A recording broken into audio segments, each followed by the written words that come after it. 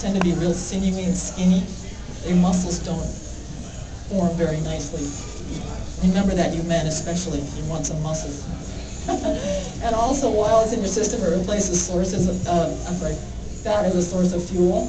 So, plus it impairs your judgment. I mean, let's face it, you have a couple glasses of wine and you don't care what, just gonna eat whatever. So it's just something to keep in mind. Okay, as far as milk, for the ladies, all the concern about calcium, you know, there's a lot of other calcium sources. You don't have to drink milk. And milk, even if it's non-fat, it's about 100 calories a glass. That's a lot. And how much satisfaction you're getting out of that. Would you rather eat the calories? Would you rather chew them, crunch them, swallow them, have them fill you up? All right? If you only have about 5 pounds to lose, you could do it pretty easy just doing this. Just stop drinking calories. Athletes in general are encouraged to fuel for performance, not for weight loss. And it's really difficult to lose weight if you have that in your mind, that you're eating to perform. What I tell people is you need to do one thing at a time. You need to lose weight, then worry about your performance as an athlete, all right? You need to do maintenance level training. You know, my level is going to be different than your level, but you're not going to be training to be fast in your most important race at the same time you're trying to lose weight. You just can't do both things at once. And when you're at your maintenance level training, you should eat as if you're not training at all. Okay? So that means you're not adding extra calories because you rode for 2 hours today. All right? That's the difference where the weight's going to come off, is if you eat as if you're not training at all. Because let's face it, something may come up in your life and you're not training anymore. You're going to get fat again? No, you want to be able to eat and maintain your weight without all the training. All right? That's your new normal. Sorry about the blurriness of this, but I took this out of my book and blew it up poorly. I apologize. Okay, there are all sorts of nutrition books out there, and triathletes especially, it's all about nutrition. Eat this, eat that, get this vitamin. They also really, again, the idea is to eat for performance. This is from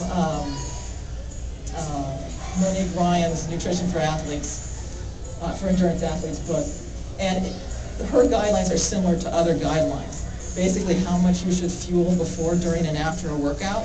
This is a 160-pound athlete going on a 2-hour bike ride. Okay? We're looking at 1,700 calories for a 2-hour bike ride. Your breakfast and basically your lunch has been this bike ride. For most women, this is all you get in a day. And this is what they're trying to tell us as athletes that we need to eat. Have your power bars, have your gels, have your Gatorade. And you just are swimming in calories. What I suggest you do is you use a calorie target. I hate to say it, it comes down to calories in, calorie out, calories out. And if you use a calorie target, I have in my book specifics about how to do this, but you can be adequately fueled for a 2-hour bike ride, 1,000 calories, you've had your breakfast, you've had your lunch, you still get a little bit for dinner. Okay, you can have a life. Okay. This is an interesting one. No calories for workouts anywhere from 90 minutes to 3 hours. Now, if you're running for 3 hours, obviously you need some calories during that time. Okay? If you're doing a slow bike ride, so what? You get hungry. You might even bonk. Did you know it's not dangerous to bonk? It just means you're out of fuel. What does that mean? You're going to have to start using your fat as fuel. Okay? And there's a lot of coaches that recommend bonking to teach your body to rely on fat. All right? Again, this is where it's important to separate training for performance versus training to lose weight. You're just doing maintenance level training at this point. All right? So it would just be water in there? Just water. And then when you're done, you can still eat something, but you don't need to consume the whole time. You know, a lot of times new athletes just starts working out and they're drinking Gatorade after a 30-minute bike ride. Well, you know, it looks 150 calories a bottle. I mean, you're just chugging away the calories. No wonder the scale's not going down. So I put on here, it depends on the sport, and it assumes maintenance level training. Whoops. How do we do that? Are we going backwards now? Oh my gosh. What happened?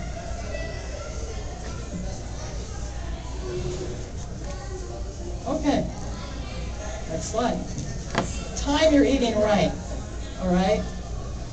You don't need to be deprived, but you need to plan your indulgences, okay? Most athletes, most triathletes especially, have one long workout during the week, a long bike with the run afterwards. Plan ahead and make that a feast. Make that your recovery feast. Ideally, if you can do it within 2 hours of the training, it works great. Your muscles are super absorbent then. But even if not, even if you wait longer, you know, if you've got to have pizza, have it then. If you want to have chocolate, you want a sundae, whatever it is, have it then. Okay, time it with your longest workout. All right. What I found is about 6 hours a week is maintenance level, meaning you don't need to add calories if you're training for 6 hours a week. You're eating as if you're not training at all for up to 6 hours. Don't start adding extra calories until you're training 8 hours, 10 hours. Then start adding. You'll see the weight come on. It's like magic. Okay. Also, successful weight losers generally train about an hour a day vigorously their entire life. So basically they are training. Basically they are athletes. And this is not a sample of athletes. This is just successful weight losers across the board. So your new normal is training 6 hours a week the rest of your life. That's the way it's got to be.